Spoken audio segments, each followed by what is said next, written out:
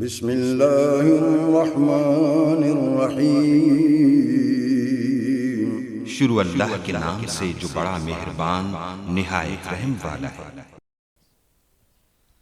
اعوذ باللہ من الشیطان الرجیم،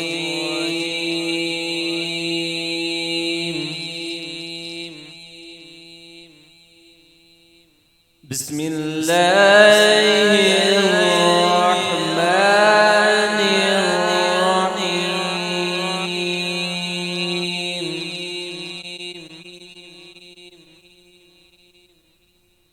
الحمد للہ رب العالمین،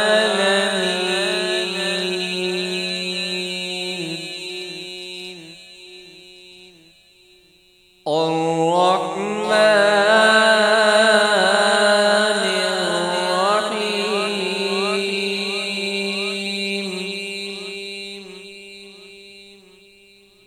مالک یوم الدین۔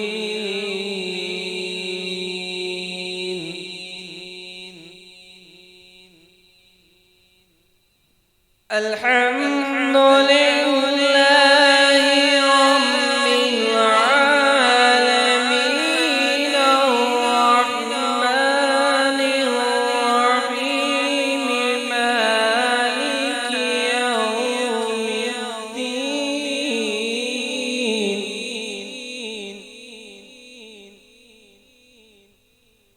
إياك نعبد وإياك نستعين،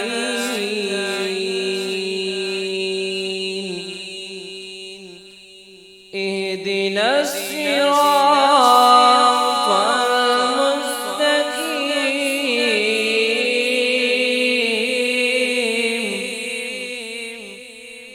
اهدنا الصراط المستقيم، صراط الذين أنعمت عليهم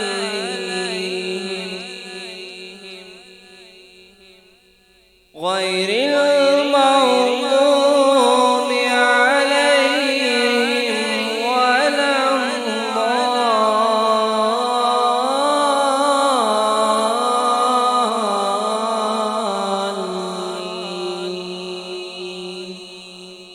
آمنت بالله صدق الله مولانا العظيم، صلى الله عليك يا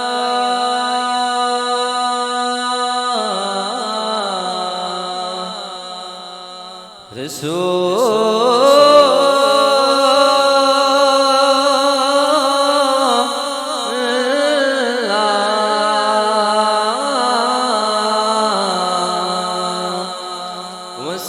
وسلم عليك يا حبيب الله۔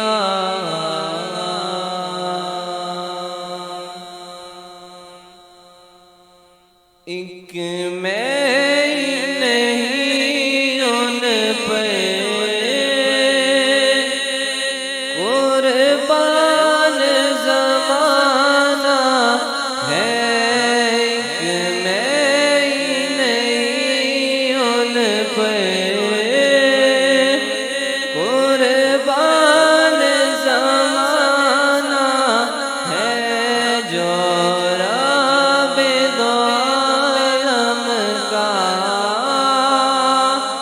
محبوب یگانہ ہے،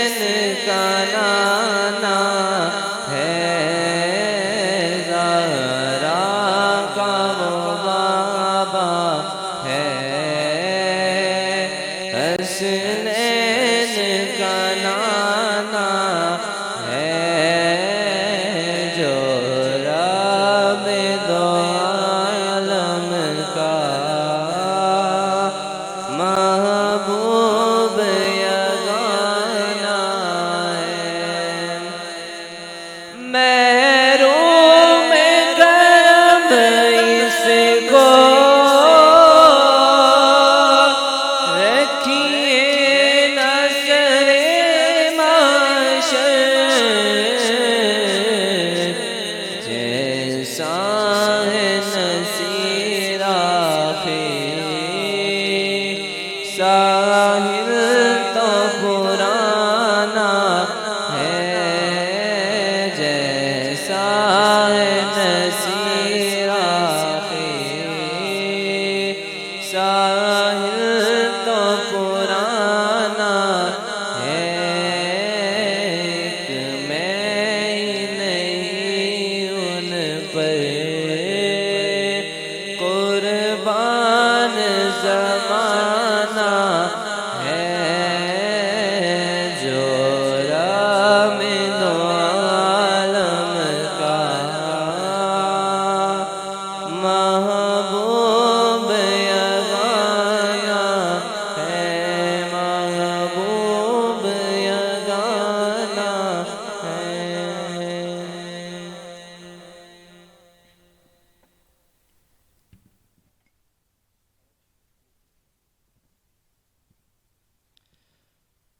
اعوذ باللہ من الشیطان الرجیم بسم اللہ الرحمن الرحیم حضرت گرامی السلام علیکم ورحمۃ اللہ وبرکاتہ۔ الحمدللہ آج یہ میری سعادت و خوشبختی ہے کہ درگاہ حیدری میں قبلہ حضرت فقیر غلام حسنین قادری صاحب المعروف سائیں سرکار آپ کے قدموں میں رمضان المبارک کے بابرکت گھڑیوں میں حضور کی نعت کی نسبت سے میں یہاں پہ حاضر ہوں۔ ماشاءاللہ محمدی روحانی قافلہ یہ جو ایک ٹرانسمیشن ہے اللہ تعالیٰ اس میں مزید برکتیں عطا فرمائے۔ قبلہ پیر صاحب کے بارے میں جس طرح سنا تھا الحمدللہ اس سے بڑھ کر پایا ہے۔ اللہ تعالیٰ آپ کا سایہ ہمارے سروں پہ قائم دائم فرمائے۔ اور میں میری حاضری میرے پیارے بھائی جناب قاری ندیم آبان صاحب آپ کی محبتوں اور چاہت اور حکم کے مطابق ہو رہی ہے۔ اللہ تبارک و تعالیٰ سے دعا ہے کہ اللہ تعالیٰ اس پوری ٹرانسمیشن میں جو بھی جس طرح شامل ہے اللہ تعالیٰ سب کی محبتوں کو قبول فرمائے۔ یہاں پہ آ کے جو میرے ذہن میں ایک دو کلام آئے ہیں انشاءاللہ میں ان کی چند اشعار پیش کروں گا، تو محبت کے ساتھ درود پاک پڑھتے ہیں۔ صلی اللہ علیہ یا رسول اللہ وسلم علیہ یا حبیب اللہ۔ مدینہ شریف کی حاضری کے حوالے سے میں کلام بڑا پیارا پڑھنا چاہتا ہوں۔ میرا گدا میرا منگتا میرا غلام آئے، میرا گدا میرا منگتا میرا غلام آئے، خدا کرے ابھی طیبہ سے یہ پیام آئے، خدا کرے ابھی طیبہ سے یہ پیام آئے، میرا گدا میرا منگتا میرا غلام آئے،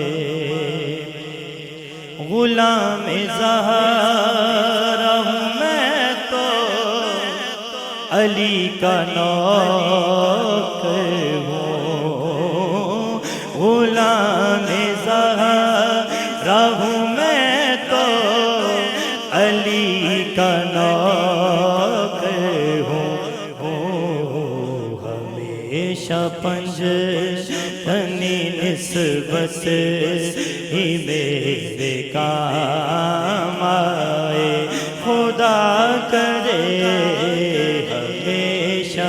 سمجھنی نسبت ہی میرے کام آئے، میرا گدا میرا منگتا میرا غلام آئے۔ میں اس یقین سے آیا ان کے روضے سے، میں اس یقین سے آیا ان کے روضے سے، وہ پھر کہیں گے کہ واپس میرا غلام آئے، وہ پھر کہیں گے کہ وہ پھر کہیں گے کہ واپس میرا غلام آئے۔ خدا کرے کبھی طیبہ سے یہ پیام آئے، میں دیکھتا ہی رہوں بس تمہارے روضے کو، میں دیکھتا ہی رہوں بس تمہارے روضے کو، تو پھیل سیدہ زہرا کوئی ایسی شام آئے۔ خدا کرے کبھی طیبہ سے پھر پیام آئے، میرا گدا میرا منگتا میرا غلام آئے۔ میری حیات کے لمحے بسر ہوں ایسے ضیاء، میری حیات کے لمحے بسر ہوں ایسے ضیاء، کبھی درود لبوں پر کبھی سلام آئے۔ خدا کرے کبھی طیبہ سے بھی پیام آئے، میرا گدا میرا منگتا میرا غلام آئے۔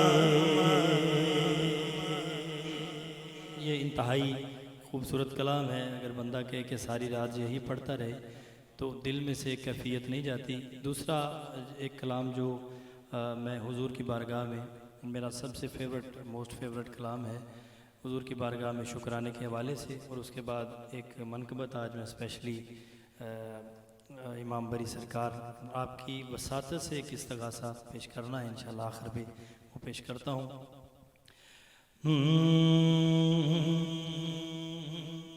حضور میری تو ساری بہار آپ سے ہے، حضور میری تو ساری بہار آپ سے ہے، میں بے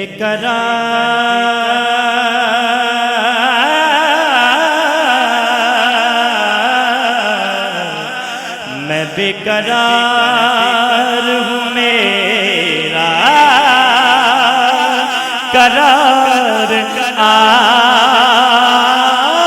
سے ہے،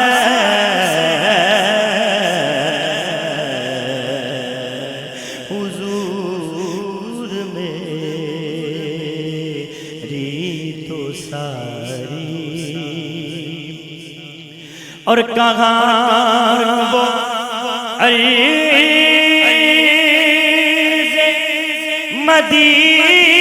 مدینہ کہاں میری ہستی کہاں وہ عرض مدینہ کہاں میری ہستی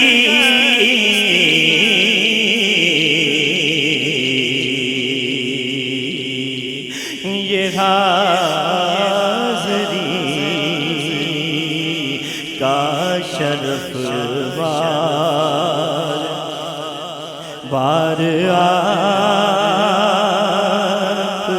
سے ہے حضور میری تو ساری اور محبتوں کا صلہ سے کون دیتا ہے محبتوں کا صلہ سے کون دیتا ہے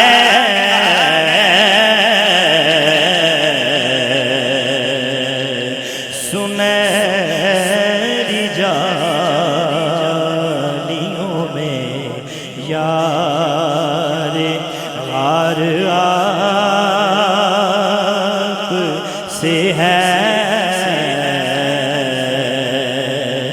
میں بے قرار تھا میرا قرار آپ سے ہے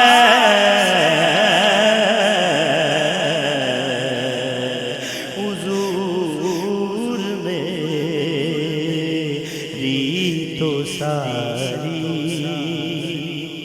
اور الحمدللہ ہم ختم تاجدار ختم نبوت کا نعرہ لگانے والے ہیں.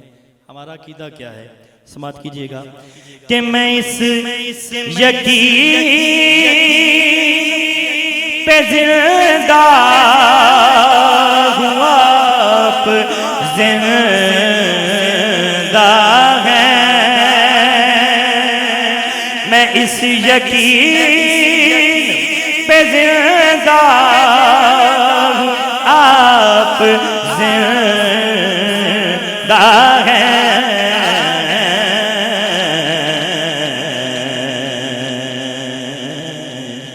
میری حیات کا دارو مدار آپ سے ہے حضور میری تو ساری میری تو ہستی ہی کیا ہے میرے غریب نواز یا رسول اللہ میری تو ہستی ہی کیا ہے میرے غریب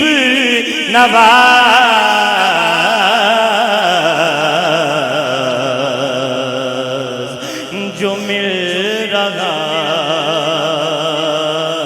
ہے مجھے سارا پیار آپ سے ہے میں بے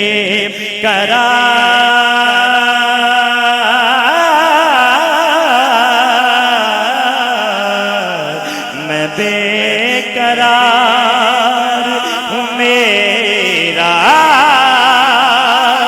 قرار آپ سے ہے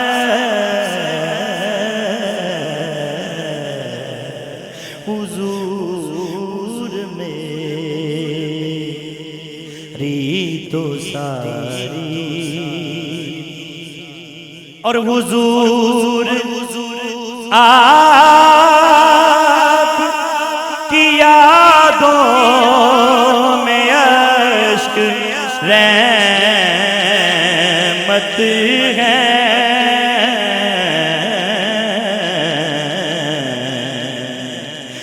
یہ میری آنکھ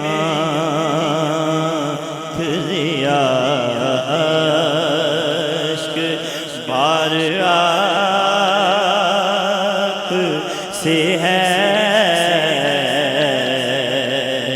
میں بے قرار ہوں میرا قرار آپ سے ہے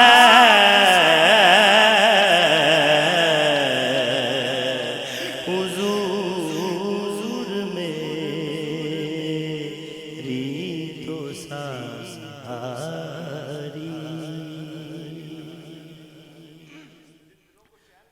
اللہ دلوں کا چین جو ہے میرے آقا کی ذات گرامی ہے میں بے قرار یا رسول اللہ یا رسول اللہ یا حبیب اللہ میں بے قرار ہوں میرا قرار آپ سے ہے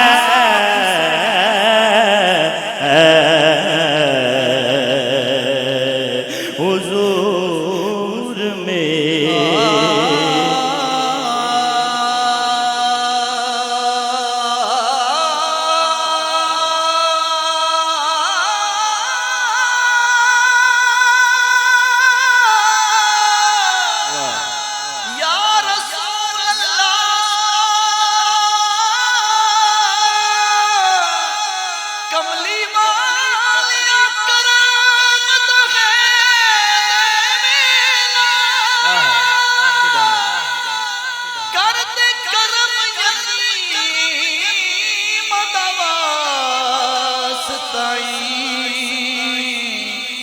تیرے نام نو لگے دیا دو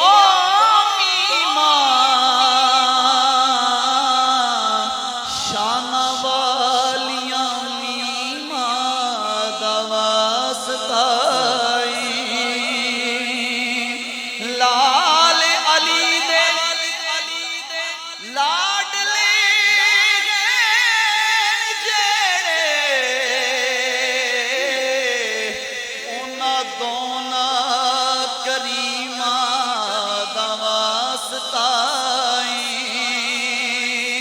اساں ساریاں دی جھولی بھر دے آقا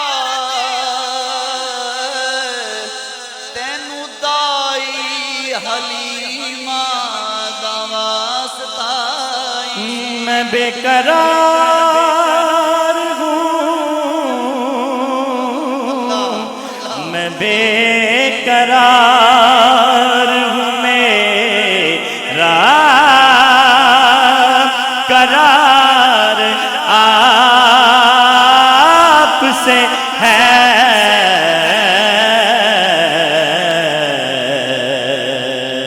بے قرار ہوں میں بے قرار ہوں میں بے قرار ہوں یا رسول اللہ میں بے قرار ہوں میرا قرار آپ سے ہے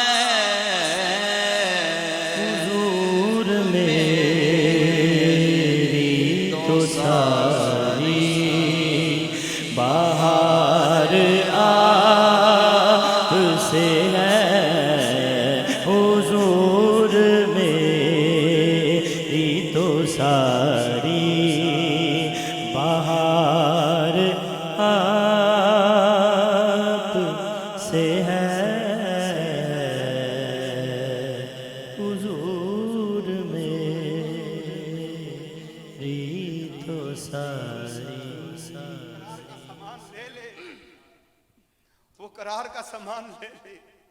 जो बेकरार है वो रुखे जमाल से करार ले ले। रुखे जमाले मुस्तफा से अपनी बिगड़ी को बना ले। कीमती रातें, कीमती लम्हात जी फिर करता मेरा करार आपसे है। हुजूर मेरी तो सारी बहार आपसे है। हुजूर मेरी तो सारी बहार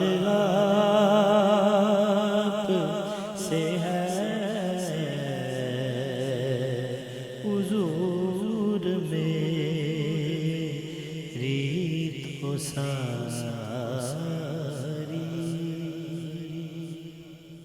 मनकबत के 2-3 शेर मैं काजी साहब से रिक्वेस्ट कर दूं, मेरे साथ मिल के इंशाल्लाह पढ़ेंगे। बरी वाले बरी कर दे, घटा छाई गमा दिए। बरी वाले बरी कर दे, घटा छाई गमा दिए। बरी वाले बरी कर दे, घटा छाई गमा दिए। मेरी चोली नू भी पर दे, मेरी चोली नू भी पर दे। घटा छाई गमा दिए। बरी वाले बरी कर दे, घटा छाई गमा दिए। बरी वाले बरी कर दे, घटा छाई गमा दिए। मिले सदका मोहम्मद दा, मिले हसनैन दा सदका। मिले सदका मोहम्मद दा, मिले हसनैन दा सदका। सदामा मुड़ मुड़े कर दे, सदामा मुड़ मुड़े कर दे। घटा छाई गमा दिए। बरी वाले बरी कर दे, घटा छाई गमा दिए। बरी वाले बरी कर दे, घटा छाई गमा दिए। मेरी डुबदी गोई बेड़ी नू भी तारो इमाम बरी। मेरी डुबदी गोई बेड़ी नू भी तारो इमाम बरी। नहीं गुण और गम चरदे, नहीं गुण और गम चरदे। घटा छाई गमा दिए। बरी वाले बरी कर दे, घटा छाई गमा दिए। मिले नौमान नू मुर्शिद अता कोई खास दर तो। मिले नौमान नू मुर्शिद अता कोई खास दर तो। नौकर कमी ते भर दे, नौकर कमी ते भर दे। घटा छाई गमा दिए। बरी वाले بری کر دے گٹھا چھائی غما دیے میری چولی نو بھی پر دے میری چولی نو بھی پر دے گٹا چھائی غما دیے بری والے بری کر دے گٹا چھائی غما دیے.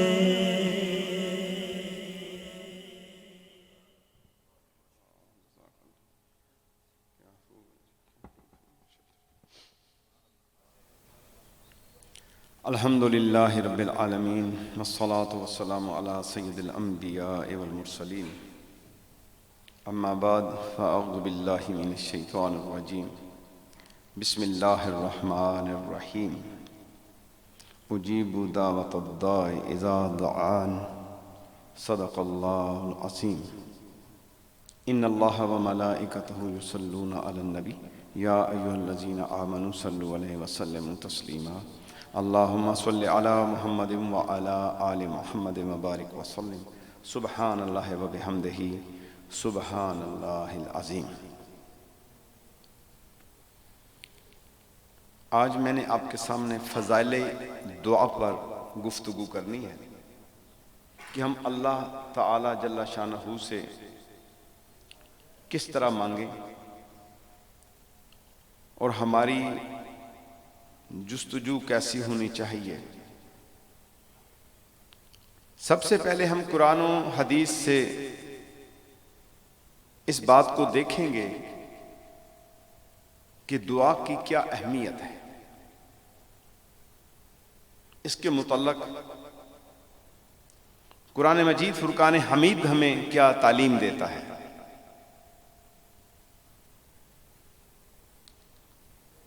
اور میں اس وقت پوری امت مسلمہ کو یہ دعوت دوں گا کہ آپ اپنے رب سے دعا مانگا کریں. عارضی سہاروں کے پیچھے مت دوڑیں. عارضی تعلقات وہ آپ کی مدد نہیں کر سکتے. حقیقی مددگار اللہ ہے. اللہ کی طرف رجوع کریں. اللہ سے اپنی حاجات اللہ کی بارگاہ میں رکھیں. پارہ نمبر 2 سورہ البقرہ آیت نمبر 186 میں نے آپ کے سامنے تلاوت کی، جس میں میرا پاک رب ارشاد فرماتا ہے میں دعا مانگنے والے کی دعا قبول کرتا ہوں جب وہ مجھے پکارتا ہے. تو اب یہ بات سامنے آ گئی کہ اللہ تبارک و تعالی ہمیں بتا رہا ہے کہ تم مجھ سے مانگو، میں تمہاری دعا کو قبول کروں گا. جو چیز مجھ سے مانگو گے میں تمہیں عطا کروں گا. اور اللہ تبارک و تعالی اسی طرح کے کلمات سے ایک اور جگہ پہ نواز رہا ہے ادعونی استجب لکم. سورہ مومن آیت نمبر 60 میں اللہ تبارک و تعالی ارشاد فرما رہا ہے مجھ سے دعا مانگو میں قبول فرماؤں گا.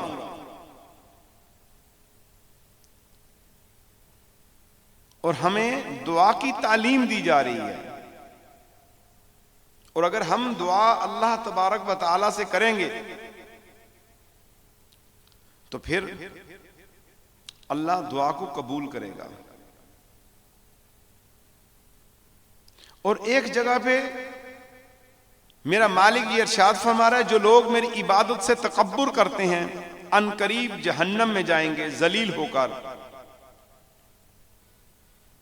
اور مفسرین کرام اس جگہ پر عبادت سے مراد دعا لیتے ہیں کہ جو تکبر میں گھوم پھر رہا ہے اللہ سے نہیں مانگتا یہ متکبر ہے. اور ایسے شخص کے متعلق اللہ تبارک و تعالی ارشاد فرماتا ہے کہ میں اسے جہنم میں دھکیل دوں گا. حدیث قدسی کے متعلق میرے آقا نبی کریم صلی اللہ تعالی علیہ وآلہ وسلم کا ارشاد گرامی کہ اللہ تبارک و تعالی جل شانہ ارشاد فرماتا ہے میں اپنے بندے کے گمان کے پاس ہوں، یعنی وہ جیسا گمان مجھ سے رکھتا ہے میں اس سے ویسا ہی کرتا ہوں، اور میں اس کے ساتھ ہوں جب مجھ سے دعا کرے۔ اور یہ حدیث بخاری و مسلم و ترمذی و نسائی و ابن ماجہ میں سیدنا ابو ہریرہ رضی اللہ تعالیٰ عنہ سے روایت ہے، اور دیگر کتابوں کے اندر بھی علماء نے فضائل دعا کے حوالہ سے اس حدیث کو کوٹ کیا ہے۔ اللہ تعالیٰ کا علم و قدرت سے ساتھ ہونا تو ہر شے کے لیے ہے، اور یہ خاص معیت کرم و رحمت ہے جو دعا کرنے والے کو ملتی ہے۔ اس سے زیادہ کیا دولت و نعمت ہوگی، اس سے زیادہ اور کرم کیا ہوگا کہ بندہ اپنے مولا عز و جل سے مانگے اور اپنے مولا کی معیت سے مشرف ہو۔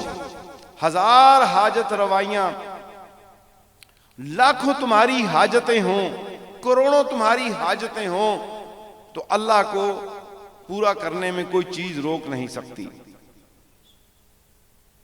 میرے آقا صلی اللہ تعالی علیہ وسلم ارشاد فرماتے ہیں، سنن ترمذی شریف کی حدیث ہے، اللہ تعالیٰ کے نزدیک کوئی چیز دعا سے بزرگ تر نہیں۔ اور میرے آقا صلی اللہ تعالی وسلم کا ارشاد گرامی، اے فرزند آدم تو جب تک مجھ سے دعا کرتا اور میرا امیدوار رہے گا تو میں تیرے گناہ کیسے ہی ہوں معاف فرماتا رہوں گا۔ یہ حدیث قدسی اللہ تبارک و تعالی نے ارشاد فرمایا ہے۔ اور میرے آقا نبی کریم صلی اللہ تعالی علیہ وآلہ وسلم ارشاد فرماتے ہیں کہ دعا سے عاجز نہ ہو کوئی شخص دعا کے ساتھ ہلاک نہ ہوگا۔ یعنی دعا ایسی چیز ہے کہ تقدیر جو لکھی جا چکی ہے اس کو بھی اللہ تبارک و تعالیٰ بدل دے گا تیرے مانگنے سے۔ تو ہمیں اپنے رب کی طرف رجوع کرنا ہے، اور اس رجوع سے میری مراد ہم نے اللہ سے دعا مانگنی ہے۔ اور میرے آقا نبی کریم صلی اللہ تعالی علیہ وآلہ وسلم کا ارشاد گرامی ہے کہ دعا عبادت کا مغز ہے۔ جیسے انسان کی باڈی میں یہ دماغ ہے، مغز ہے، اور اس مغز سے جو ہے انسان کی حیات اور زندگی ہے، تو عبادت کا مغز دعا کو قرار دیا گیا ہے۔ اور یہ بندہ جب اپنے مولا سے مانگتا ہے، گڑ گڑاتا ہے، تو اس وقت رب کو اپنے بندے پہ بڑا ہی پیار آتا ہے کہ یہ میرا بندہ مجھ سے مانگ رہا ہے۔ اور حدیث مبارک میں ہے میرے آقا صلی اللہ تعالی علیہ وآلہ وسلم کا فرمان، جس کی روایت سیدنا حضرت جابر بن عبداللہ رضی اللہ تعالی عنہما فرما رہے ہیں کہ میرے آقا صلی اللہ تعالی وسلم ارشاد فرماتے ہیں، جو اللہ تعالیٰ سے دعا نہ کرے اللہ تعالیٰ اس پر غضب فرماتا ہے۔ یعنی اللہ سے جو مانگے نا، دعا کا مفہوم یہ ہے، اس کا معنی یہ ہے مانگنا اللہ سے، اللہ کی بارگاہ میں اپنی حاجت رکھنا، اپنی طلب رکھنا۔ اور جو نہ مانگے اللہ تعالیٰ اس پہ ناراض۔ دنیا داروں سے ایک بار مانگیں گے، دو بار مانگیں گے، آخر دروازے بند ہو جائیں گے، لیکن اللہ تبارک و تعالیٰ نے جو ارشاد فرمایا ہے اس میں کوئی ٹائم، کوئی وقت، کوئی ایسی چیز نہیں کہ یہ پابند کر دیا گیا ہے کہ آج مانگو گے کل نہیں مانگو گے۔ آپ حضور صلی اللہ علیہ وسلم کے معاملات زندگی کو دیکھیں، ہر جگہ پر اللہ تعالیٰ سے دعا کی، ہر جگہ پہ اللہ سے مانگا۔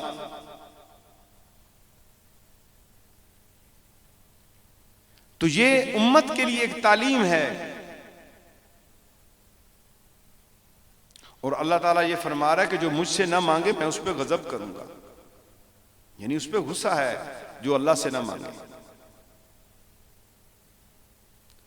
تو ہم عارضی چیزوں پہ بھروسہ کر کے اس کے پیچھے بھاگتے ہیں. ہم عارضی چیزوں کی طرف اور عارضی تعلقات جو ہے ان کی طرف جاتے ہیں، اور جن پہ ہمیں بھروسہ ہوتا ہے اور اپنے بالکل وقت پہ وہ ہمیں دھوکہ دے جاتے ہیں، وہ ہماری مدد نہیں کرتے. بڑا بھروسہ ہوتا ہے کسی دوست پہ، مالدار پہ، لیکن جب وقت آتا ہے تو وہ منہ پھیر جاتا ہے. لیکن میرا رب منہ نہیں پھیرتا. میرے رب سے جو مانگے اللہ تبارک و تعالی بلا بلا کے کہہ رہا ہے کہ آؤ مجھ سے مانگو، مجھ سے طلب رکھو. تو پھر ہم کیوں نہ اپنے مالک سے وہ طلب رکھیں.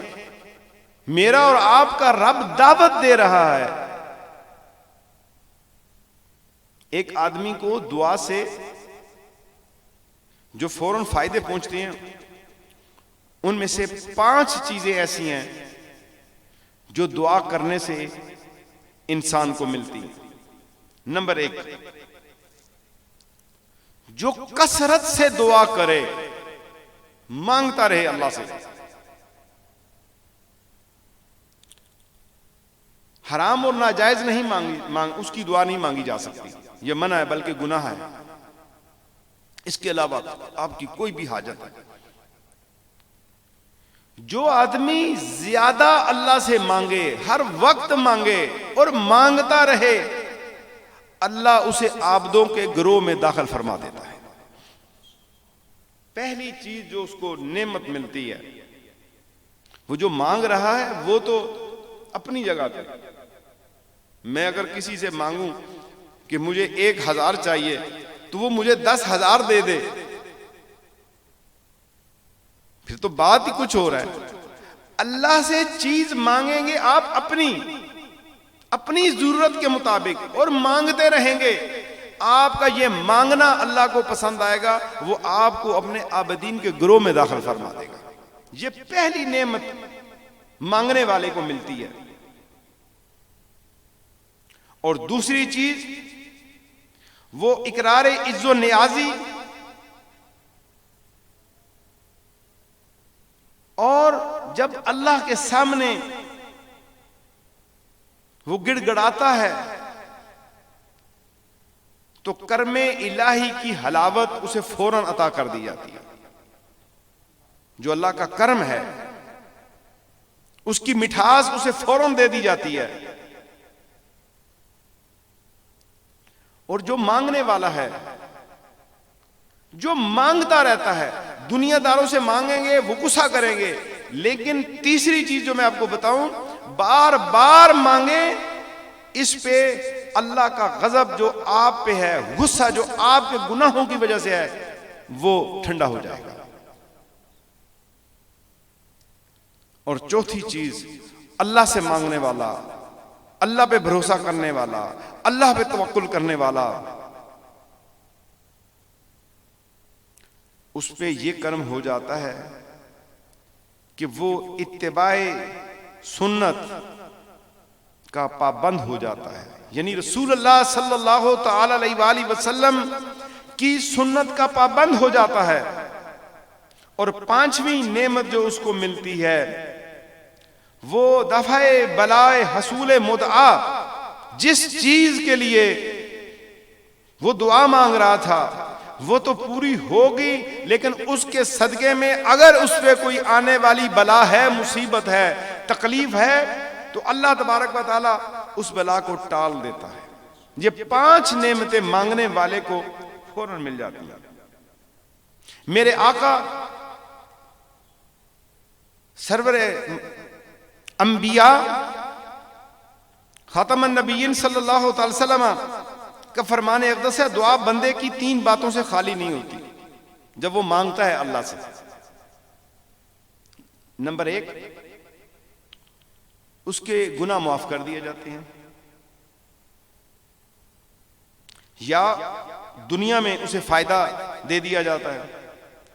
تیسری چیز آخرت کے لیے جمع کر دی جاتی ہے، یعنی گناہ معاف ہوتے ہیں، دنیا کی جو مراد تھی وہ پوری ہوتی ہے، اگر وہ رک گئی، تاخیر ہو گئی، سمجھ لو کہ وہ تمہارے اکاؤنٹ میں جمع کر دی گئی، اس کی بھلائی جو ہے، اس کا فائدہ اور اس کا نفع قیامت والے دن تمہیں ملے گا۔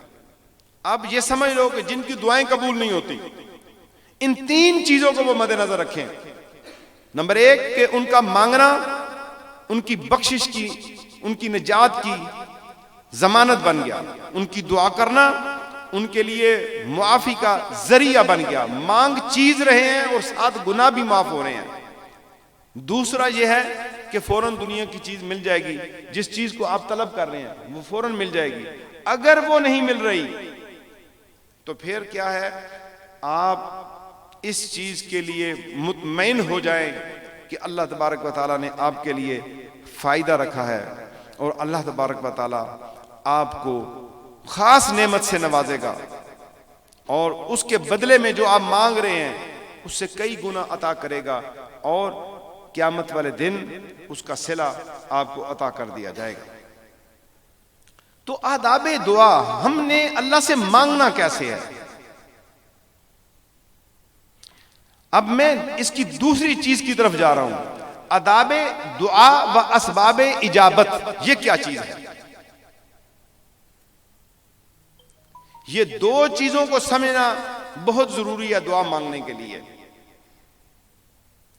آداب دعا جس قدر ہیں،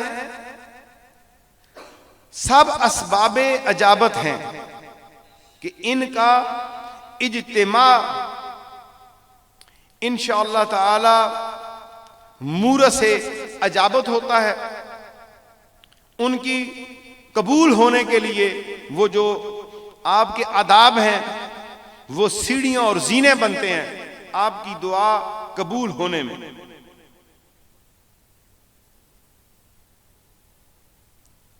تو لہذا ان آداب کے متعلق بھی علم ہونا چاہیے۔ ایک حدیث مبارک کا مفہوم ہے، خبردار، بے شک اللہ تعالیٰ دعا قبول نہیں فرماتا کسی غافل کھیلنے والے دل کی۔ آپ نے دیکھا ہوگا کہ ہم اکثر دعا مانگتے ہیں تو پھر ہماری کیفیت کیا ہوتی ہے،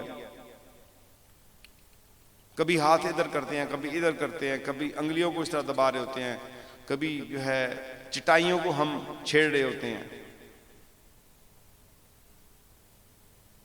آپ دنیا میں بھی اگر کسی سے مانگیں گے تو آپ اس کے عہدے کا، اس کی جلال کا خیال رکھیں گے،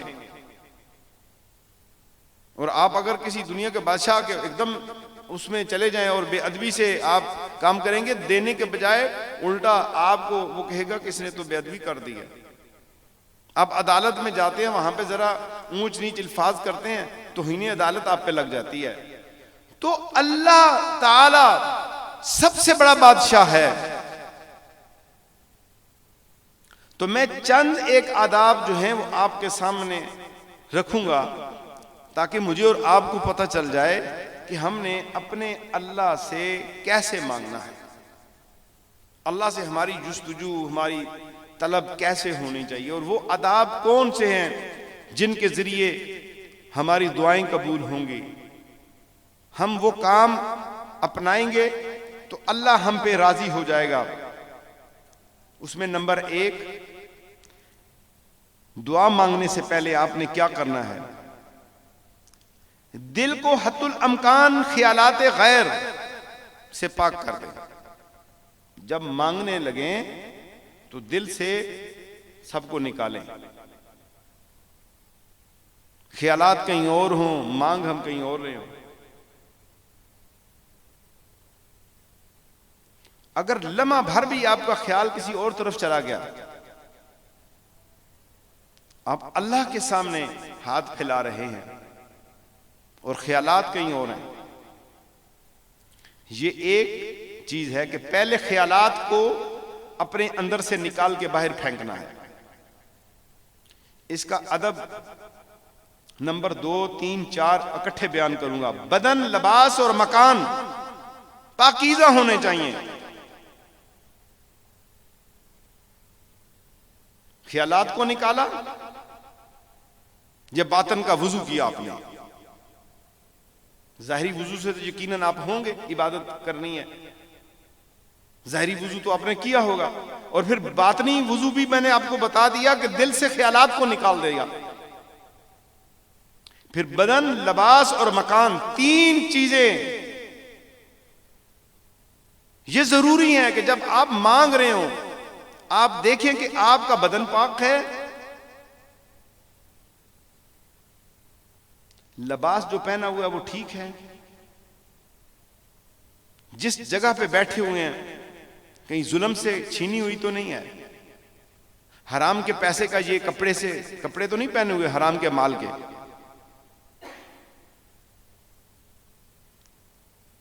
آداب دعا ہیں یہ، بدن کا پاک ہونا، لباس کا پاک ہونا، مکان کا پاک ہونا اور دل کا پاک ہونا.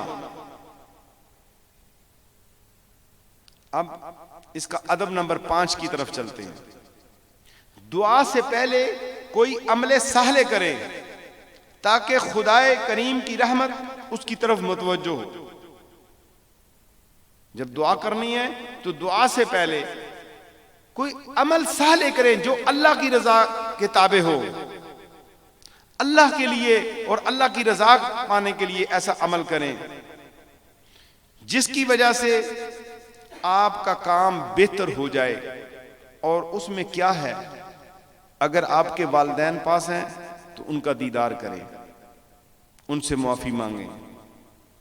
آپ کے قریب آپ کے مرشد یا عالم با عمل ہیں تو آپ ان کو مل لیں، ان کا دیدار کر لیں. یا آپ اللہ کے گھر میں آ کے 2 نفل تحیت المسجد کے پڑھ لیں. یا پھر آپ فوراً باہر نکلیں، کسی ایسے شخص کو ملیں جسے عام بندے نہیں ملتے، اس کو سلام کریں، اس سے مصافحہ کریں اللہ کی رضا کے لیے. اس طرح کی کوئی نیکی کر لیں پہلے. اور یہ نیکی آپ اپنے گھر سے کر سکتے ہیں. اگر آپ کی والدہ گھر میں موجود ہے، دعا مانگنے سے پہلے ماں کے قدموں میں چلے جاؤ، باپ کے قدموں میں چلے جاؤ، یہ دیکھو آیا وہ تم پہ راضی بھی ہیں یا نہیں. انہیں ناراض کر کے مولا سے مانگو گے تو مولا دے گا کیسے؟ جس کی ماں ناراض اس کا رب ناراض، اور جس رات جس کا والد جس پہ ناراض وہ ساری رات اس کا رب اس پہ ناراض.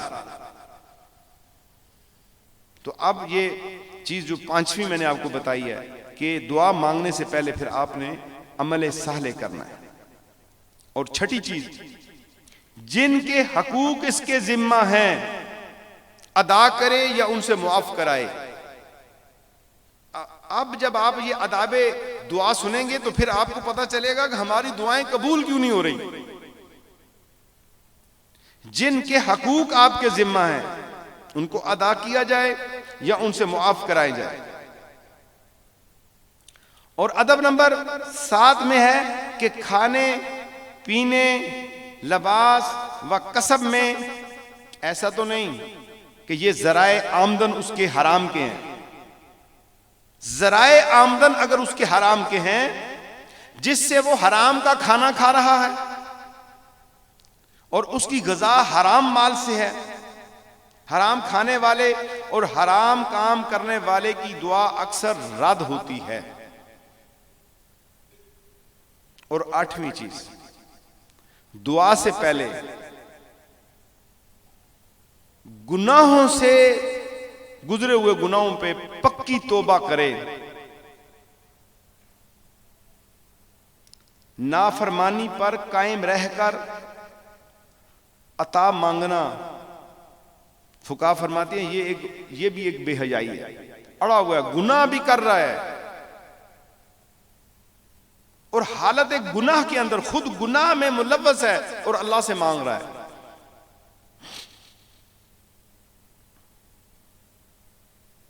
تو پھر وہ توبہ کرے. اور ممنوع وقت نہ ہو تو 2 رکعت نماز خلوص قلب سے پڑھے، جسے صلاۃ حاجت کہا جاتا ہے، اور اس سے آپ کو رحمت ملے گی، اللہ کی نعمت ملے گی. یعنی آپ اپنے آپ کو پہلے نماز میں لے جائیں. مکروہ اوقات جو ہیں ان کے علاوہ اگر مکروہ اوقات ہیں تو پھر اس میں پھر آپ نے نماز نہیں پڑھنی. یہاں تک ساری چیزیں آپ کی ہوگی 9 نمبر تک. اب وقت ہے دعا کے وقت کرنا کیا ہے. 10 نمبر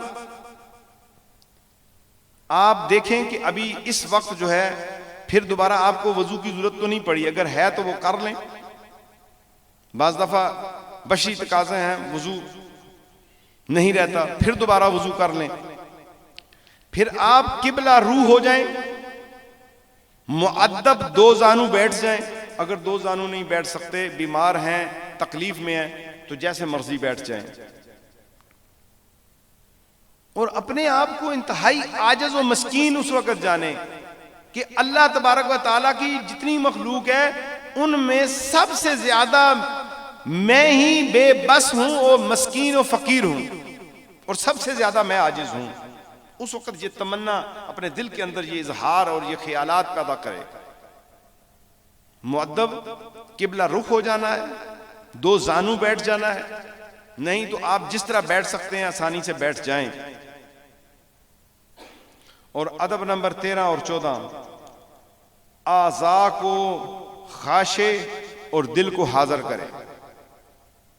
یعنی جو اعضاء ہیں اپنے اعضاء کو بالکل ڈھیلا ڈھالا کر دے اور اللہ کے سامنے یہ تصور کرے کہ میرا جسم اس طرح اللہ کے سامنے جھکا ہوا ہے جس طرح میں سجدے میں اپنا سر جھکا دیتا ہوں، اس وقت میرا سارا جسم اللہ کے سامنے جھک گیا ہے. یعنی وہ اپنے آپ کو جھکا دے اور دل کو حاضر کر لے. اپنے دل کے اوپر پوری اس کی جو ہے گرپ ہونی چاہیے دعا کے وقت، تاکہ کہیں دائیں بائیں وہ نہ جائے. اپنے اعضاء کو جھکا دے اللہ کے سامنے، دل میں اپنے مولا کو سامنے رکھے اور اپنے دل کو تمام چیزوں سے پاک کر دے. اور جب یہ کیفیت بن گئی اور جب یہ ایک کیفیت بن گئی تو جب دل سے اپنی اور تمام خلق کی ہستی اللہ تبارک و تعالی کی ہستی کے علاوہ اپنے دل میں سے ہر چیز کو نکال دے اور اپنے آپ کو اللہ کی ذات میں گم کر دے دعا مانگنے سے پہلے،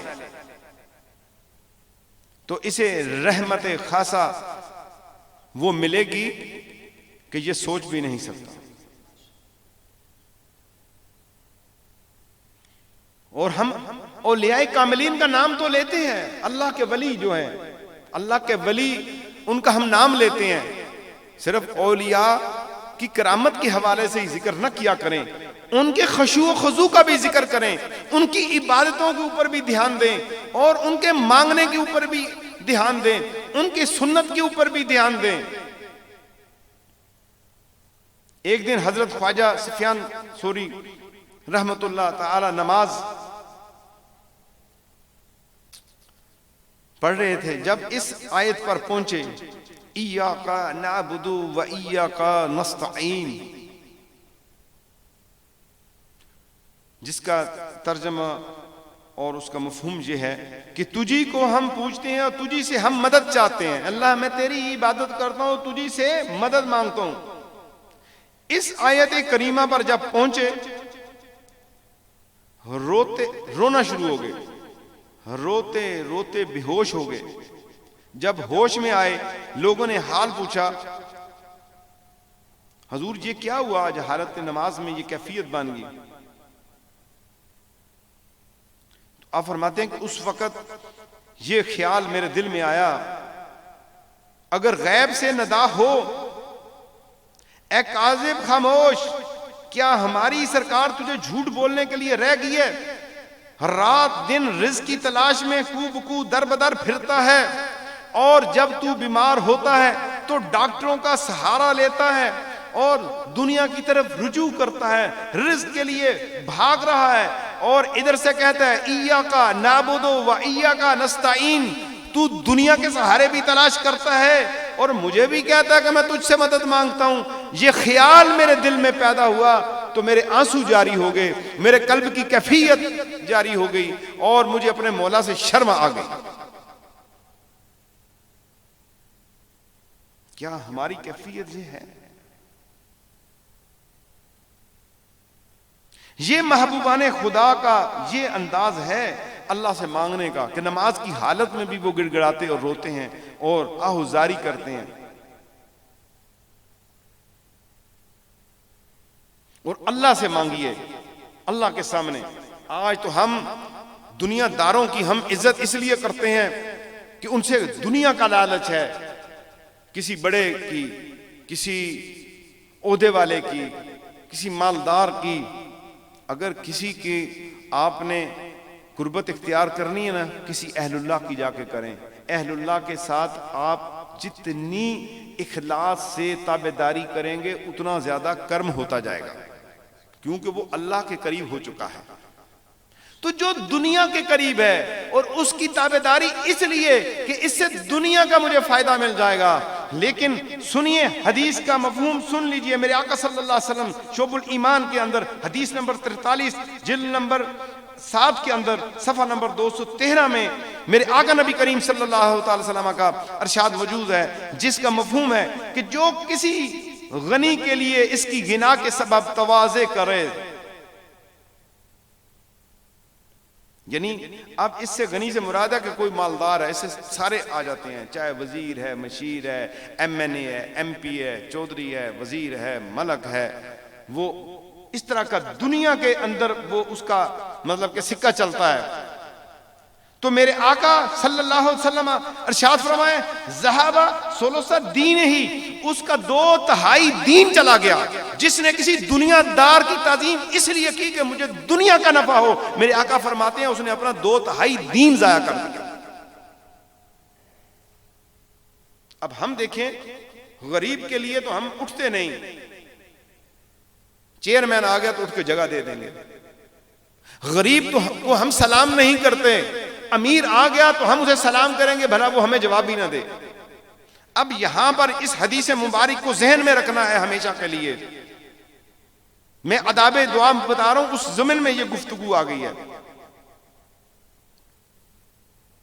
تو لہذا دنیا میں جن کا ادب کرنا ہے، بڑے ہیں جو بھی ہیں، جو بھی ملتا ہے ادب اس لیے کریں کہ انسانیت جو ہے یہ تقاضا کرتی ہے، ایمان ہمارا تقاضا کرتا ہے، امیر ہے غریب ہے سب کو سلام کیجئے، عزت سب کی کیجئے، لیکن دنیاوی فوائد کے لیے نہیں۔ جب بھی دنیا اور آخرت کے فائدے کے لیے بات کرنی ہے تو اللہ کی بارگاہ کے اندر جھکنا ہے، اللہ کی بارگاہ کے اندر تواضع اختیار کرنی ہے، اللہ کے بندوں کے ساتھ تواضع اختیار کرنی ہے، علماء حقہ کے ساتھ تواضع اختیار کرنی ہے۔ حتیٰ کہ میرے شیخ فرماتے ہیں کہ اگر پوری زندگی تجھے کسی اللہ والے کے جوتے اٹھانے پڑ جائیں تو تم اٹھا کے اس کے پیچھے چلے جانا، ہو سکتا ہے کہ کوئی ایسا مقام اور کوئی ایسا وقت آئے کہ اس کے دل کے اوپر ایسی کیفیت طاری ہو اور انوارات اس کے دل کے اوپر برس رہے اور تیری بھی بگڑی بن جائے۔ آج تو ہم علماء حق سے دور ہیں، آج ہم حق کو پہچان نہیں سکتے، ہم اہل حق سے دور ہیں، اہل حق کو ہم نہیں پہچانتے۔ دیکھیے پانی حاصل کرنے کے لیے کنواں کھودنا پڑتا ہے، 100-200 فٹ نیچے جانا پڑتا ہے، پھر بھی کنویں والا کہنے جی ابھی اور 200 فٹ جانا پڑے گا، اب پیسہ لگائیں گے، پانی کی حد تک پہنچیں گے۔ بھئی پانی کے لیے تم اتنے جو ہے پریشان ہو تو حق کی تلاش کے لیے تمہیں نکلنا ہوگا۔ ایک ایک حدیث سیکھنے کے لیے 500 میل کا فاصلہ طے کر کے اللہ کے بندے مدینہ منورہ پہنچتے تھے اور وہاں آ کے علم حدیث کے لیے ایک حدیث سیکھتے اور فوراً نکل جاتے، اور انہیں اگر کہا جاتا رک جائیں، قیام کر لیں، آپ نے سفر کیا ہے، وہ فرماتے نہیں ہمارا کام ہو گیا اب ہم جا رہے ہیں۔ یہ طلب تھی، یہ طلب مولا، اس کو کہتے ہیں طلب مولا، کہ اللہ کی رضا کے لیے آئے اور چلے گئے، ہمارے تعلقات بھی اللہ کی رضا کے لیے ہوں۔ یہ نہیں ہے کہ میرے تعلقات بن جائیں اور میں اس تعلقات کو دنیا میں نبھاؤں. دیکھیں جس کا تعلق مالک سے مضبوط ہو گیا اسے کیا چاہیے؟ دنیا کی تو اسے ضرورت ہی نہیں ہے. اور جب بھی آپ نے اللہ سے مانگنا ہے تو اس کے لیے یہ عادت بنا لیں کہ آپ ہمیشہ اپنی نگاہوں کو جھکائیں. اور جب آپ دعا میں اپنی نگاہوں کو جھکا کے یہاں پر رکھیں گے رب فرشتوں کو کہے گا کہ اس کی ادا ہی یہ ہے، یہ جو مانگ رہا ہے میں نے اس کو پورا کر دیا ہے.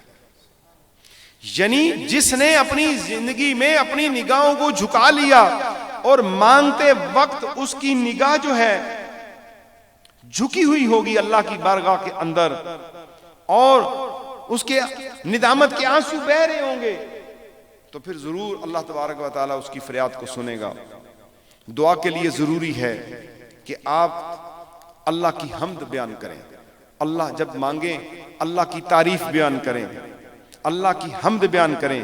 اللہ تعالیٰ سے زیادہ کوئی اپنی اللہ سے آگے کوئی چیز نہیں ہے. آپ نے جب مانگنا ہے تو پہلے اللہ کی حمد بیان کریں، الحمدللہ رب العالمین کہہ لیں. اتنی سی بات اگر آپ کر لیں گے تو اللہ پاک آپ پہ کرم کرے گا.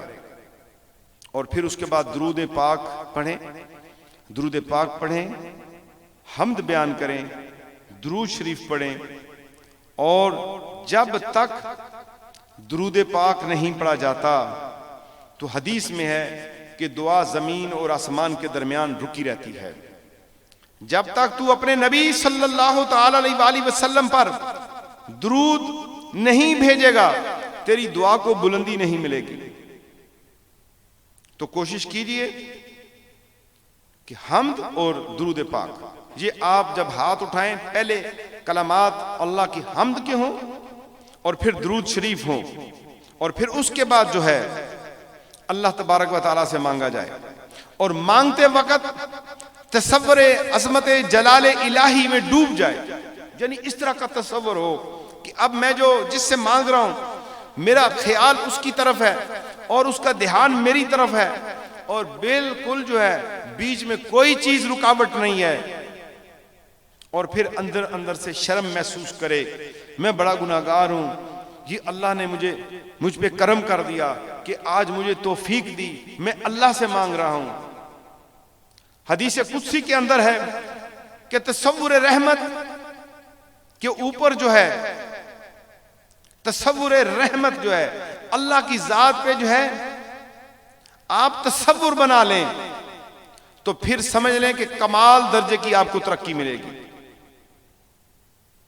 اور اس وجہ سے اس تصور سے جو ہے دروازے کھل جاتے ہیں، قبولیت کے دروازے بھی کھل جاتے ہیں، اجابت جو ہے وہ ہو جاتی ہے انسان کی. اور اللہ تبارک و تعالیٰ کی قدرت کاملہ اور اپنی عجز و احتجاج یعنی اپنی کمزوری پر نظر کرے کہ میں انتہائی کمزور ہوں، اللہ طاقت والا ہے، میں حقیر ہوں، اللہ شان والا ہے، میں بندہ ہوں، وہ میرا مالک ہے، مجھے اس نے پیدا کیا ہے، وہ میرا خالق ہے. اپنے بشری چیزوں پر وہ نظر رکھے اور اللہ کے صفاتی ناموں کے اوپر اور اس کی شان کے اوپر وہ تصور رکھے اور شروع میں اللہ کو اس کے ناموں سے پکارے، یا اللہ ہو، یا رحمان، یا اللہ ہو، یا رحیم، یا اللہ ہو، یا کریم. ایک حدیث مبارک کا مفہوم ہے، میرے آقا نبی کریم صلی اللہ تعالی وسلم ارشاد فرماتے ہیں کہ اللہ تعالیٰ نے اسم پاک ارحم الراحمین، ارحم الراحمین یہ دو اسم اس کے اندر جمع ہے، ان دونوں پر ایک فرشتہ مقرر فرمایا ہے.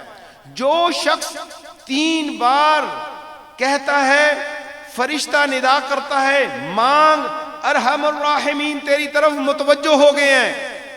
یعنی وہ صدا لگاتا ہے کیونکہ انسان کی آنکھ تو نہیں دیکھ رہی، تو اس لیے میں اس کو اس صدا سے 3 دفعہ پڑھوں گا اور آپ بھی آمین کریں تاکہ اللہ تبارک و تعالیٰ کی توجہ میرے اور آپ حاضرین و سامعین پہ ہو جائے. اللہم یا ارحم الراحمین، اللہم یا ارحم الراحمین، اللہم یا ارحم الراحمین. اور آگے ارشاد فرمایا جو 5 بار رب کو پکارے تو اس کی دعا قبول ہوتی ہے. اور اس کے متعلق قرآن میں ہے فاستجاب لهم ربهم، تو ان کی دعا قبول کی ان کے رب نے. ایک کہا ارحم الراحمین 3 بار کو، اور پھر میرے آقا فرماتے ہیں 5 بار یہ دعا کرو، یہ الفاظ پڑھو ربنا ربنا ربنا ربنا ربنا. سمجھ آ رہی ہے آپ کو؟ اب ہم دیکھیں کہ ہم جب دعائیں کرتے ہیں تو جس ترتیب سے میں آپ کو لے کے جا رہا ہوں دعاؤں کے اوپر، کیا ہمارا یہ چیزیں ہم نے شامل کی ہیں اس سے پہلے؟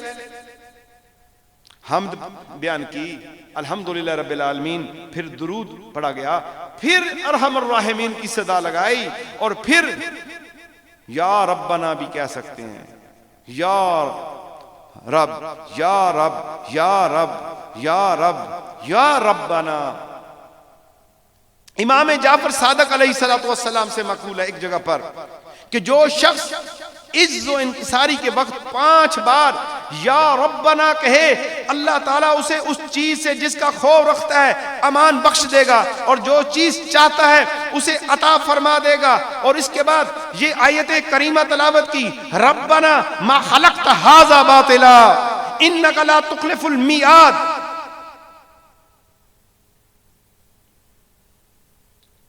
میرے امام فرماتے ہیں کہ یا ربنا کہنے سے تیرے دل کا خوف ختم ہو جائے گا. اگر تو دشمن سے ڈرتا ہے یا لوگوں سے ڈرتا ہے تو اللہ تبارک و تعالیٰ تجھے سکون عطا فرما دیں گے. اور کوشش کیجیے اپنی دعاؤں میں اسماء صفاتی جو ہیں ان کو جو ہے ضرور پڑھیں، ضرور پڑھیں. ناموں کا وسیلہ دیں، اللہ کے محبوب کا وسیلہ دیں، اللہ کے محبوب کی آل کا وسیلہ دیں. وابتغوا الیہ الوسیلہ، قرآن وسیلے کی طرف. سورہ المائدہ ہے، سورہ المائدہ کے اندر جو ہے وسیلے کی گفتگو میرا رب کر رہا ہے. وسیلہ کیا ہے؟ میں اور آپ بغیر وسیلے کے نہیں. ہم دنیا میں بھی ماں باپ کے وسیلے سے آئے، پیدا اللہ نے کیا، بظاہر روزگار ہمارا وسیلہ بن گیا، دینے والا وہ ہے. اب یہ دنیا کے وسیلوں کی طرف تو جاتے ہو تو اللہ کی بارگاہ میں بھی محمد و آل محمد کا وسیلہ پیش کرو، اللہ کے اسماء کا وسیلہ پیش کرو. وابتغوا الیہ وسیلہ، اللہ کی طرف وسیلہ ڈھونڈو، اس لیے کہ وہ اللہ کے مقبول ہو چکے ہیں، انہوں نے اللہ کو راضی کر لیا ہے، وہ اللہ کے عابدین ذاکرین اور شاکرین ہو گئے ہیں، وہ اللہ کے محبوب ہو گئے ہیں. اے اللہ تیری بارگاہ میں تیرے محبوبوں کا وسیلہ پیش کرتا ہوں، میرے گناہوں کو معاف کر دے، میری یہ حاجت کو پورا کر دے. تو یہ وسیلہ جو ہے یہ بھی ایک دعا کے آداب میں سے ہے. اور پھر اس کے متعلق ہمیں حدیث مبارک سے ملتا ہے. سنن ترمذی شریف کی حدیث جس کے اندر اس کا محل وقوع کچھ اور ہے، لیکن اس وقت صرف چونکہ میں آداب دعا کے لیے یہ بات کر رہا ہوں کہ جب ایک شخص حضور صلی اللہ علیہ وسلم کی بارگاہ کے اندر آتا ہے تو پھر اس کو دعا میرے آقا صلی اللہ علیہ وسلم کس طرح تعلیم دیتے ہیں کہ کیسے مانگنا ہے اللہ سے. اس نے دنیا کی چیز طلب کی تو انہوں نے کہا کہ تیری دنیا کی چیز پوری ہو جائے یا آخرت کے اندر تجھے یہ چیز مل جائے. تو پھر اس وقت جو دعا تلقین کی اللہم انی اسألک واتوجہ الیک بنبیک محمد نبی الرحمت یا محمد انی توجہت بک الی ربی فی حاجتی ہذہ لتقض لی. الہی میں تجھ سے مانگتا ہوں، تیری طرف توجہ کرتا ہوں، تیرے نبی صلی اللہ تعالی علیہ وآلہ وسلم کے وسیلہ سے جو مہربانی کے نبی ہیں، یعنی مہربان نبی ہیں. پھر کیا کہتا ہے یا رسول اللہ صلی اللہ علیہ وسلم، میں نے حضور کے وسیلہ سے اپنے رب کی طرف توجہ کی اپنی اس حاجت میں کہ میری پوری کر دے. اللہ نے جو ہمیں تعلیم دی ہے اللہ کی طرف جاؤ اور وسیلہ جو ہے تلاش کرو. اور جناب عمر بن خطاب رضی اللہ تعالیٰ عنہ صحیح حدیث شریف کے اندر یہ موجود ہے حدیث نمبر 3710 جلد نمبر 2 صفحہ نمبر 537 کے اوپر یہ حدیث جو ہے حضرت سیدنا عمر بن خطاب رضی اللہ تعالی انہوں نے دعا کی. کیا دعا تھی؟ اس کا مفہوم تھا الہی ہم تیری طرف توسل کرتے ہیں اپنے نبی صلی اللہ علیہ وسلم کے چچا حضرت عباس رضی اللہ تعالیٰ عنہ سے کہ ان کے صدقے میں باران رحمت بھیجے. بخاری شریف کو کھولیں اور پڑھ لیں. اس کے اندر یعنی حضور صلی اللہ علیہ وسلم کے چچا کا وسیلہ امیر المومنین پیش کر رہے ہیں. تو پھر ہمیں میرے دوستو میں اپنی بات کو سمیٹ رہا ہوں. اگر آپ سمجھتے ہیں کہ آپ نے اپنی زندگی میں کوئی نیک کام کیا ہے تو پھر اس نیک کام کا وسیلہ بھی دیا جا سکتا ہے. دیکھو مجھے اور آپ کو اور پوری امت کو جو نمازیں ملی, قرآن ملا, رمضان ملا, عبادتیں ملی, دعا مانگنے کا ذریعہ ملا, حج عمرہ ملا یا دیگر جانی اور بدنی عبادتیں ملی, تو وہ نبی پاک صلی اللہ علیہ وسلم کے وسیلہ سے ملی ہیں نا. اب اس جگہ پر جو ہے میں آپ کے سامنے حدیث مبارک رکھوں گا اور اس کے اندر جو ہے صحیح بخاری شریف کے اندر یہ واقعہ موجود ہے. بخاری شریف بھی موجود ہے, میرے پاس کتاب موجود ہے, اس وقت بھی اس کا ریفرنس میرے پاس موجود ہے کہ انسان نے اگر اپنی زندگی میں کوئی نیکی کی ہے اور واقعہ اس کو پتا ہے کہ یہ نیکی میری اللہ کی رضا کے لیے ہے, کسی غریب کی مدد کی, کسی بیمار کی مدد کی, کسی بیمار کے اوپر خرچ کر دیا, مسجد درس کے اوپر خرچ کر دیا, کیا اللہ کے لیے, لوگوں سے چھپا کے اللہ کے لیے, یعنی دوسرے ہاتھ کو بھی خبر نہیں, اس کو اپنی نیکی پہ یقین ہے کہ یہ واقعی یہ میری نیکی اللہ کے لیے ہے اور میں نے اللہ کے لیے یہ نیکی کی ہے. اس نیکی کا وسیلہ بھی اللہ کی بارگاہ میں پیش کر سکتا ہے. صحیح بخاری شریف کی حدیث جو ہے وہ میں نے آپ کے سامنے بیان کی ہے اور اس کا متن بھی اب میں بیان کرتا ہوں. حضرت عبداللہ بن عمر رضی اللہ تعالیٰ عنہ سے روایت ہے. اس کے اوپر پہلے بات میں کہوں, اصحاب رقیم جو ہے اس کی دلیل کے اوپر میں گفتگو کرنے لگا ہوں. اصحاب الرقیم کیا ہیں اور کون ہیں؟ کس سے اصحاب الرقیم کا ذکر صحیح بخاری شریف کے اندر ہے. میں آپ کو وہ قصہ سنانے لگا ہوں, لذت لیجئے گا یہ قصہ سن کے. یہ اس طرح کی جھوٹی روایتیں اور اس طرح کی باتیں نہیں ہیں, یہ باقاعدہ قرآن و سنت کا ایک مجموعہ آپ کے سامنے میں بیان کر رہا ہوں. دعاؤں کے سلسلے میں اس بات کو پیش کر کے پھر مختصر سی دعا سے آج کی نشست کو ختم کرتے ہیں, اور یہی دعا کا سلسلہ پھر انشاءاللہ اگلے روز بھی جاری و ساری رہے گا. قصہ اصحاب رقیم جو ہے اس کے اوپر جو ہے صحیح بخاری شریف کے اندر عبداللہ بن عمر رضی اللہ تعالیٰ عنہ سے روایت ہے. وہ فرماتے ہیں کہ میں نے رسول اللہ صلی اللہ علیہ وسلم سے سنا. یہ قصہ جو ہے یہ بات نبی پاک صلی اللہ علیہ وسلم نے بیان کیا ہے, صحابہ کے اندر سچی کہانی, سچی بات, سچی روایت بیان کی. فرماتے ہیں میں وہ متن بخاری شریف کا کوشش کروں گا پورے کا پورا آپ کے سامنے بیان کروں کہ اگلے زمانے کے 3 شخص کہیں جا رہے تھے, سفر میں تھے, اور انہیں ایک مقام پہ رات پڑ گئی. سونے کے لیے انہوں نے جگہ تلاش کی. ایک پہاڑی علاقے کے اندر, پہاڑی علاقے سے گزر رہے تھے, وہاں پہ ایک غار تھا, تو وہ تینوں جو ہیں اس غار کے اندر چلے گئے اور تینوں شخص داخل ہو گئے اور اندر جا کے وہ سو گئے. اور پہاڑ کے اندر جب گئے تو اچانک جو ہے, آج بھی آپ سنتے ہیں لینڈ سلائیڈنگ ہوتی ہے, پہاڑوں سے پتھر گرتے ہیں, روڈ بند ہو جاتے ہیں, ٹھیک, تو اس سے ایک چٹان گری اور اس طرح گری کہ اس نے وہ جو غار تھی اس کا سوراخ جو ہے بند کر دیا. اتنے بڑے پہاڑ سے وہ چٹان بھی بہت بڑی گری. انہوں نے بڑی کوشش کی اس کو دھکا دینے کی, اتنا بڑا پتھر کہاں اٹھتا ہے, ایک من کا پتھر نہیں اٹھایا جاتا, وہ تو پوری چٹان ایک پہاڑ کی, اس کے آگے آگے ٹھہر گئی پہاڑ کے آگے. اب وہ اندر بند ہو گئے. اب تو یہی ہے کہ اب بند ہو گئے, نکل سکتے نہیں, موت جو ہے اب قریب ہے. تو انہوں نے آپس میں مشاورت کی کہ اب اس سے نجات کی کیا صورت ہے. پھر ان میں سے ایک نے مشورہ دیا، ہم ایسا کرتے ہیں، تینوں سوچتے ہیں اور فکر کرتے ہیں، اگر ہم نے اپنی زندگی میں کوئی نیک کام کیا ہے، اچھا کام کیا ہے، آج پھر ہم اپنے اس اچھے کام کا وسیلہ اللہ کی بارگاہ میں پیش کرتے ہیں۔ جیسا کہ آپ نے سن لیا نا، اللہ کہتا ہے میرے تک آنے کا وسیلہ تلاش کرو۔ اب ان کے پاس ان کا خیال اپنے نیک کاموں پہ گیا، اور واقعہ وہ نیک بھی تھے۔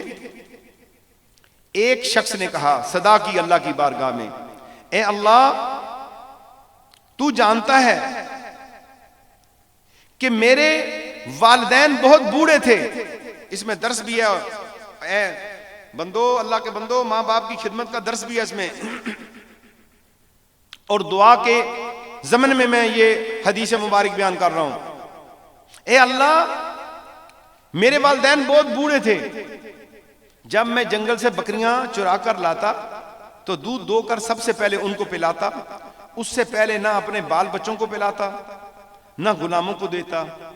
ایک دن میں جنگل سے دور چلا گیا اور رات میں جانوروں کو لے کر ایسے وقت آیا کہ والدین سو گئے تھے، اور میں دودھ لے کر ان کے پاس پہنچا تو وہ سوئے ہوئے تھے، اور میرے بچے بھوک سے چلا رہے تھے، اور وہ مجھ سے دودھ کا تقاضا کر رہے تھے، لیکن میں نے اپنے بچوں کو دودھ نہیں دیا، کیونکہ میری زندگی کا یہ اصول تھا کہ جب بھی میں گھر میں آتا سب سے پہلے اپنے والدین کے پاس آتا، انہیں سلام کرتا اور ان کو دودھ پیش کرتا، اور اس کے بعد جب وہ سو جاتے، آرام کرتے، ان کی خدمت کے بعد میں اپنے بچوں کو وقت دیتا۔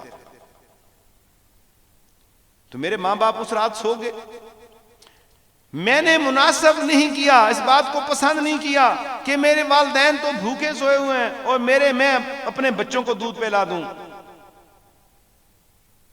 اور انہیں جگانا بھی نہیں چاہتا تھا کہ یہ بے ادبی ہے اور ان کی نیند میں خلل پڑ جائے گا۔ دودھ کا پیالہ ہاتھ میں رکھے ہوئے ان کے جاگنے کے انتظار میں رہا، یہاں تک کہ صبح ہو گئی اور وہ جاگے، اور میں نے دودھ انہیں پیش کر دیا۔ اے اللہ اگر میں نے یہ کام تیری خوشنودی کے لیے کیا ہے تو اس چٹان کو ہٹا دے اور ہمیں اس مصیبت سے نکال دے۔ اس کے اوپر باقیوں نے آمین کہی، تو دیکھتے ہیں کہ ایک دم چٹان سرک جاتی ہے، تھوڑی سی جگہ خالی ہو جاتی ہے، لیکن اتنی ہٹی جس سے وہ باہر نہیں نکل سکتے تھے۔ اب دوسرے کی باری تھی، اس نے دعا کرنی تھی۔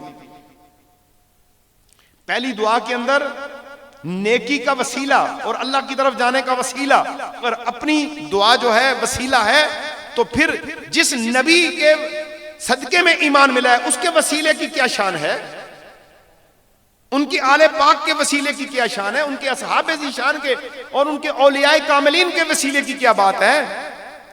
نیکی اتنا درجہ رکھتی ہے، اور جن کے صدقے میں نیکی ملی ہے ان کا وسیلہ کیا شان رکھتا ہے۔ تو پہلے بندے کی دعا میں ہمیں وسیلے کی اہمیت کا پتہ چلا اور والدین کی عظمت اور شان کا پتہ چلا۔ پھر دوسرے نے ہاتھ اٹھائے، اے اللہ تو جانتا ہے کہ ایک لڑکی جو مجھے بہت محبوب رکھتی تھی، بہت زیادہ، یعنی میں اسے محبوب رکھتا تھا، اور میں نے اس کے ساتھ برے کام کا ارادہ کر لیا تھا، وہ مصیبت میں تھی، قحط کی تکلیف میں تھی، مصیبت میں مبتلا، میرے پاس کچھ مانگنے کو آئی تو میں نے اسے 120 اشرفیاں دے دیں، اور پھر میں نے اسے کہا کہ میرے ساتھ خلوت کرے، یعنی گناہ کرے۔ جب مجھے اس پر قابو ملا تو وہ بولی کہ تو ناجائز طور پر میرے اوپر قابو کر رہا ہے اور تجھے اللہ کا ڈر نہیں ہے۔ تو اس وقت میرے دل میں ڈر اور خوف پیدا ہو گیا، اور اس کام کا گناہ سمجھ کے میں پیچھے ہٹ گیا، اور میں نے اشرفیاں بھی نہیں لیں اور اسے اے اللہ تیری رضا کے لیے چھوڑ دیا۔ واقعہ اس وقت میرے دل میں تیرا ڈر اور خوف پیدا ہوا تھا، اے اللہ اگر واقعہ ہی میری نیت میں اس وقت تیرا ڈر اور خوف تھا اور میرے اس عمل پہ تو راضی ہے تو آج اس چٹان کو ہمارے آگے سے ہٹا دے تاکہ ہم باہر نکل جائیں۔ تو میرے آقا فرماتے ہیں تھوڑی سی چٹان اور ہٹ گئی، لیکن ابھی بھی نکلنے کے جو ہے وہ پورے آدمی نہیں نکل سکتے. اب اس دوسرے دعا کے اندر کیا ہمیں سبق ملا ہے؟ نمبر 1 کہ جب تم گناہ پہ قابو پالو اور اللہ کا ڈر کر کے اس وقت بھی چھوڑ دو تو اللہ اس وقت بھی تم پہ راضی ہو جاتا ہے. تم نیکی کا ارادہ کرتے ہو تو اللہ تمہیں نیکی دیتا ہے, بلکہ اس جیسی 10 نیکیاں اور بھی عطا کر دیتا ہے. لیکن تم گناہ کا ارادہ کرتے ہو, ابھی گناہ لکھا نہیں جاتا, اس کی اتنی رحمت ہے تمہارا گناہ نہیں لکھتا. اگر اس وقت بھی تم توبہ کر لیتے ہو تو اللہ اس توبہ کو قبول کرتا ہے. اور پھر دوسرا اس سے نتیجہ یہ نکلتا ہے کہ کسی بے بس اور مجبور اور لاچار بندے کی غربت اور اس کی مجبوری کا فائدہ حاصل نہیں کرنا. اب تیسرے بندے کی دعا کا وقت آ گیا. تیسرے شخص نے اللہ کی بارگاہ کے اندر دعا کی کہ اللہ آپ کو تو پتا ہے میں نے چند شخصوں کو مزدوری پر رکھا, مجھے کام کی ضرورت تھی تو میں نے مزدور لائے گھر میں کام کاج کے لیے, ان سب کو مزدوریاں دے دیں. ایک شخص جو ہے اپنی مزدوری چھوڑ کر چلا گیا, یعنی کہ میں پھر لے لوں گا, جیسے ابھی بھی ہوتا ہے کہ میسن یا مزدور کو مزدوری اگلے دن ملتی ہے یا ہفتے کے بعد ملتی ہے یا 10 دن کے بعد ملتی ہے. تو بندہ ایک چلا گیا کہ بھئی اگلے دن لے لوں گا, لیکن وہ واپس نہیں آیا, وہ اپنی مزدوری لینے نہیں آیا. اب اس کی مزدوری کے پیسے میرے پاس تھے, میں انتظار کرتا رہا کہ یہ آئے گا تو میں اس کی مزدوری کے پیسے اس کو دوں گا. تو پھر میں نے کیا کیا کہ جب وہ نہیں آیا تو میں نے اس کی مزدوری کے پیسے جو ہیں کاروبار میں لگا دیے, اور ان پیسوں سے جو ہے تجارت کا کام اپنا میں نے پارٹنرشپ اس کی کر دی, اور وہ کام چلتا رہا, اتنا چلتا رہا, اتنا اس میں اضافہ ہو گیا, اور اس کو بڑھا کر میں نے کہاں سے کہاں میں وہ لے گیا.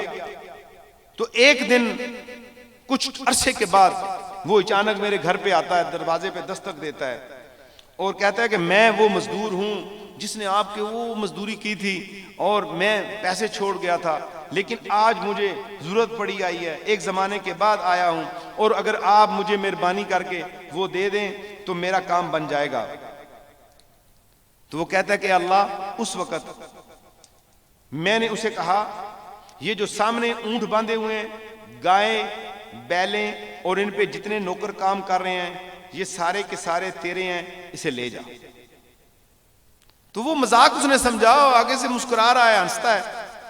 میں نے کہا میں نے تیرے ساتھ مذاق نہیں کیا, یہ سارا تیرا ہے, جو تو مزدوری چھوڑ گیا تھا اسے میں نے کاروبار میں لگایا, اس نے اتنی ترقی کی, تیرے اتنے اونٹ اور گائے, بیل اور بکریاں یہ سارے غلام تو ان کا مالک ہے.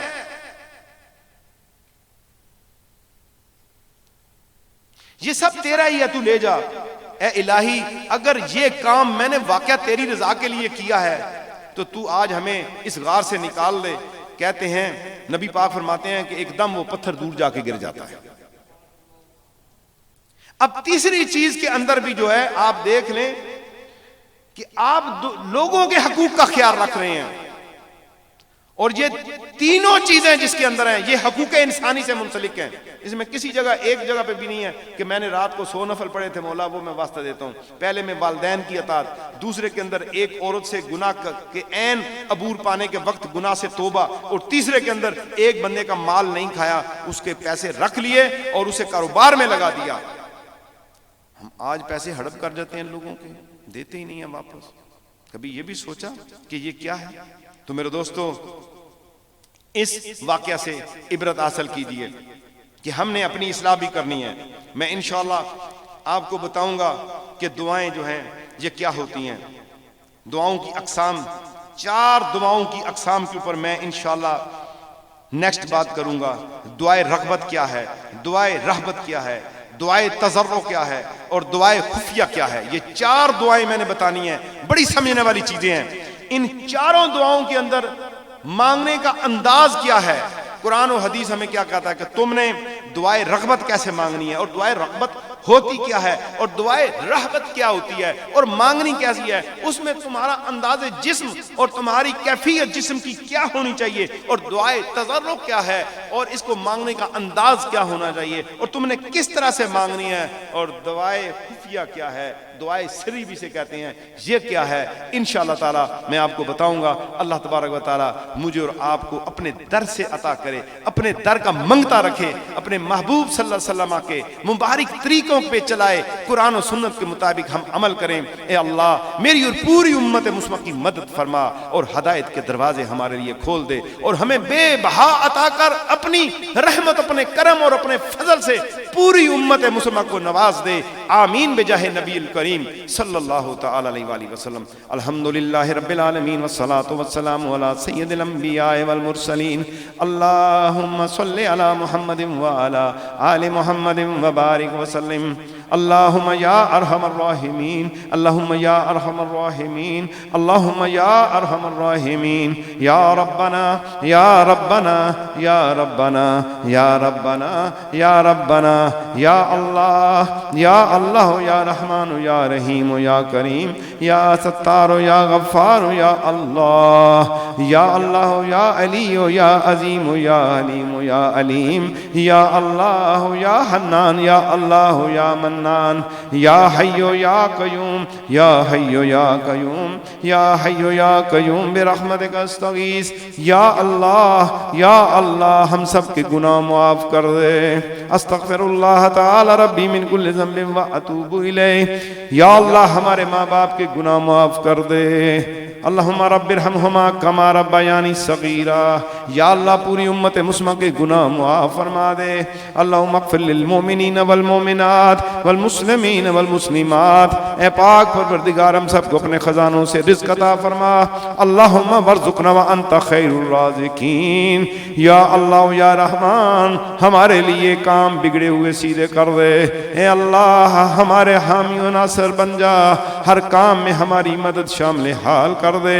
حسبنا اللہ و نعم الوکیل، نعم المولا و نعم النصیر۔ یا حنان یا منان ہمارے اوپر احسان فرما، ہمارے گناہوں پہ نظر نہ کرنا۔ پاک پروردگار تیری بارگاہ کے اندر تیرے اسماء کا وسیلہ پیش کرتے ہیں، تیرے محبوب صلی اللہ علیہ وسلم اور ان کی آل پاک، ان کے اصحاب ذیشان کا وسیلہ پیش کرتے ہیں۔ اے مولا جب تک زندہ رہیں اسلام پہ، جب موت آئے تو ایمان پہ۔ اے اللہ ہمیں ماں باپ کا فرما بردار بنا۔ اے اللہ ہمیں حقوق انسانی پورے کرنے والا بنا۔ جہاں کوتاہیاں ہیں، کمی ہے، مولا معاف کر دے۔ اے اللہ کمیاں پوری کر دے۔ یا اللہ ہمیں دنیا کا محتاج نہ کرنا، اپنے خزانوں سے عطا فرما۔ اے مولا ہم سب پہ کرم فرما، حاضرین سامعین کی حاجتوں کو پورا فرما۔ اے حاجتوں کو پورا کرنے والے، مشکلوں سے نکالنے والے، رزق دینے والے، عزت دینے والے، اے پاک پروردگار ہمیں عطا کر دیجئے اپنی نعمتیں۔ اے اللہ ہر شر سے محفوظ فرما لیجئے۔ اے اللہ ہم آپ کی پناہ چاہتے ہیں برے دن، بری رات، بری گھڑی اور برے وقت سے، اور آپ کے ناگہانی عذاب سے، اور ہر طرح کے غصہ سے، اور نعمتوں کے چھن جانے اور عافیتوں کے پھر جانے سے۔ مولا جو حاجتیں ہیں سب کی پوری فرما۔ اے مولا کشمیر کے مسلمانوں کی مدد فرما، فلسطین کے مسلمانوں کی مدد فرما، جہاں جہاں مسلمان مصیبت، تکلیف، پریشانی میں ہیں مولا ان کی مدد فرما۔ ہمارے وطن عزیز کی حفاظت فرما۔ مولا ہمیں قرآن و سنت کا پابند بنا، ہمارے اس عمل کو قبول فرما۔ اے اللہ ہماری نیتوں کو درست فرما، ہمارے ظاہر و باطن کو درست کر دے، ہمیں نفس و شیطان کے شر سے محفوظ فرما، ہر آفت و بلا سے محفوظ فرما، حق پر قائم رکھ، باطل طور طریقوں، باطل قوتوں سے محفوظ فرما۔ اے اللہ ہم سب پہ کرم فرما۔ اللہم ربنا آتنا فی الدنیا حسنۃ وفی الآخرۃ حسنۃ وقنا عذاب النار وادخلنا الجنۃ مع الابرار یا عزیز یا غفار یا رب العالمین۔ سبحانک اللہم وبحمدک اشہد ان لا الہ الا انت استغفرک واتوب الیک وصلی اللہ تعالی علی خیر خلقہ محمد وآلہ واصحابہ واولیاء امتہ اجمعین برحمتک یا ارحم الراحمین۔ لا الہ الا اللہ محمد رسول اللہ صلی اللہ تعالی وسلم۔